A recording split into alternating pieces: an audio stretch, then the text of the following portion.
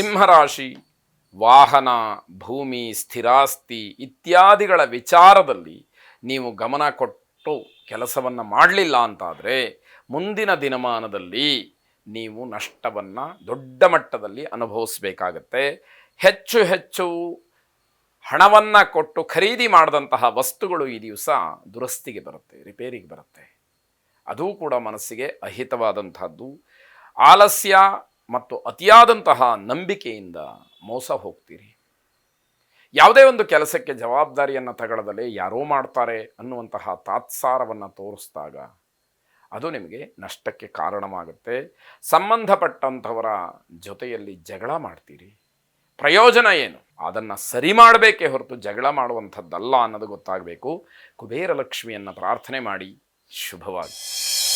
ಕನ್ಯಾ ರಾಶಿ, ನಿಮ್ಮ ಕಾರ್ಯಕ್ಷೇತ್ರದಲ್ಲಿ ಒತ್ತಡ ಹೆಚ್ಚಾಗ್ತಕ್ಕಂಥದ್ದು.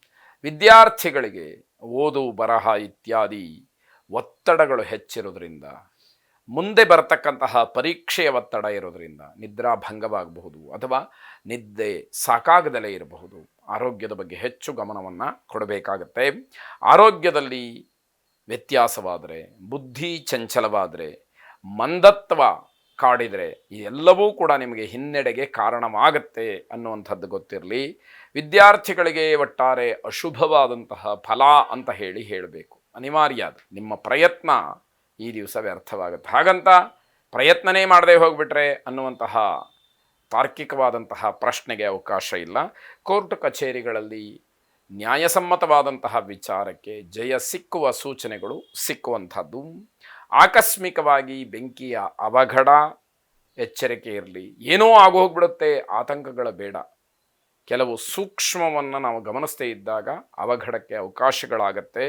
ಧೂಮಾವತಿ ದೇವಿಯನ್ನು ಪ್ರಾರ್ಥನೆ ಮಾಡಿ. ಶುಭವಾಗಿ.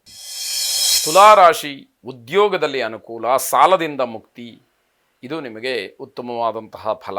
ನಿಮ್ಮ ವೈಯಕ್ತಿಕವಾದಂತಹ ಕೆಲವು ಸಮಸ್ಯೆಗಳಿಗೆ ಗುರುಗಳ ಮಾರ್ಗದರ್ಶನವನ್ನು ಪಡ್ಕೊಳ್ಳಿ.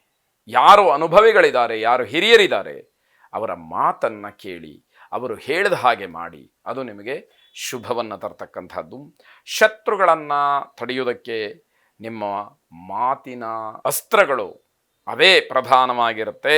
ಅಂತಹ ಉಪಾಯಗಳು ನಿಮಗೆ ದೊರೀತಕ್ಕಂಥದ್ದು.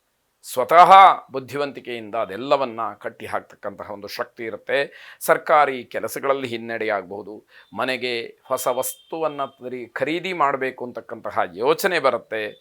ಆ ವಸ್ತು ನಿಮಗೆ ಸಮಾಧಾನವನ್ನು ಕೊಡದೇ ಇರತಕ್ಕಂಥದ್ದಾಗತ್ತೆ. ಮನೆಗೆ ಬಂದ ಮೇಲೆ ಆಲೋಚನೆಯನ್ನು ಮಾಡಿ ಸರಿಯಾದಂತಹ ನಿರ್ಧಾರಗಳು ನಿಮ್ಮದಾಗಿರಲಿ. ಭೈರವನನ್ನು ಪ್ರಾರ್ಥನೆ ಮಾಡಿ. ಶುಭವಾಗಿ.